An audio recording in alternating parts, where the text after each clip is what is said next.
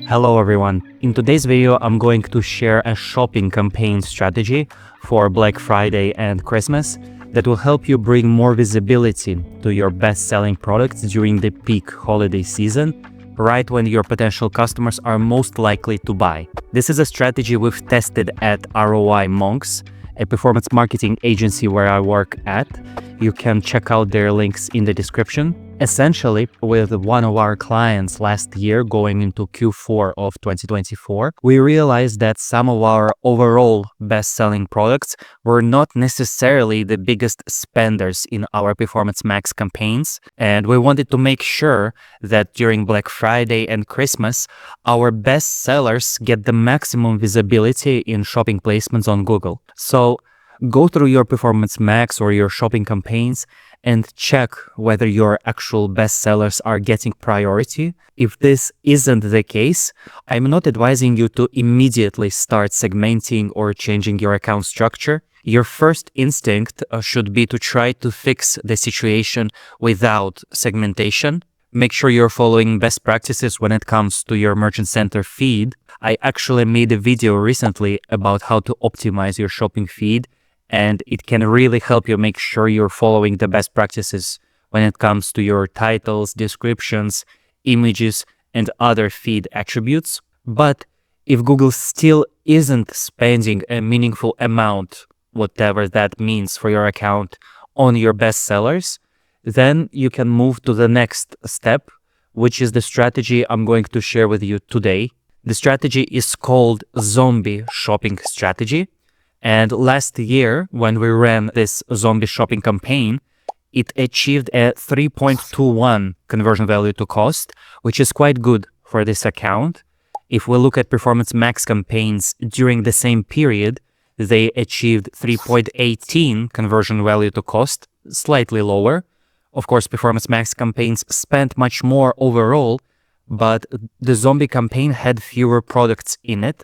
So you can see that the return of the zombie shopping campaign was in line with the rest of the campaigns in the account. Essentially, the strategy is extremely simple. Once you've identified the products that are best sellers on your website, but aren't getting enough spend from your core Performance Max or shopping campaigns, you need to go ahead and exclude these products from your existing campaigns and create a new campaign just with these bestseller zombie products. You can easily exclude or include these zombie products by product IDs using segmentation under listing groups for Performance Max campaigns and under product groups for shopping campaigns. Then create a new shopping campaign, add just these products to it and call it a zombie shopping campaign. When you set up the bidding for the campaign, give it a slightly lower target ROAS or slightly higher target CPA to encourage Google to spend on these best sellers. By lowering your ROAS target or increasing your CPA target, you're giving the system more freedom to collect data about these products. The idea is that once Google gathers enough data, it will learn that these products convert well, attribute solid conversion value to them, and eventually start spending on them more normally within your main campaigns. Hey, Editor Max here. Just wanted to quickly jump in and add one more important detail. I actually discussed this strategy with a senior colleague at the agency, and he told me that you can actually keep the same ROAS in your shopping zombie campaign, at least in the beginning, and Google still might spend on some of those zombie products. So it's a great tip when you're launching your zombie shopping campaign, and especially if you have the time to try it out. I recommend starting with the same ROAS as your source Performance Max or your source shopping campaigns, your core campaigns. Keep the same target ROAS or target CPA in your zombie campaign.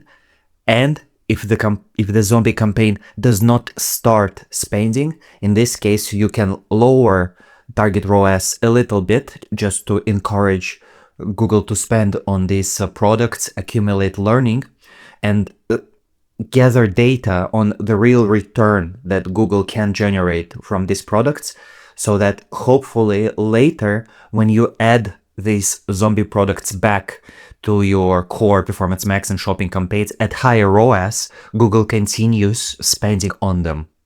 So with that being said, let's return back to the video. So the zombie shopping campaign isn't meant to become a permanent part of your account structure.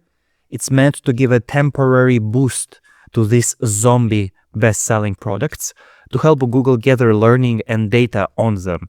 Eventually, you should pause the zombie shopping campaign and re-add these zombie products back into your core Performance Max and shopping campaigns. Then keep monitoring them to make sure that they're actually getting spent. However, for a seasonal zombie shopping campaign, like for Black Friday or Christmas, don't pause the campaign mid-season. Run it until the end of your sales cycle, whatever it looks like for your business. Then disable the campaign afterwards and add those products back to your main campaigns. Of course, you can also apply this strategy outside of the holiday season. If you notice that some of your important products aren't spending enough, or if you have a new product line and you want to make sure Google starts spending on it, this strategy can work perfectly for that as well. So essentially, that's it. The strategy is extremely simple, but it can make a big difference. It will help ensure that during Q4, your top performing products, the ones that actually drive business results, are getting the proper attention and investment from Google. While Google's smart bidding and automation are powerful, even the smartest systems sometimes need a little push. And in this case, that means proactively helping Google spend on what truly matters, your best-selling products. I hope this video was helpful, and I hope this strategy generates some great results for you this season. If you have any questions, please leave them in the comments. I read and respond to all of them. Thank you so much for watching. I will see you in the next one.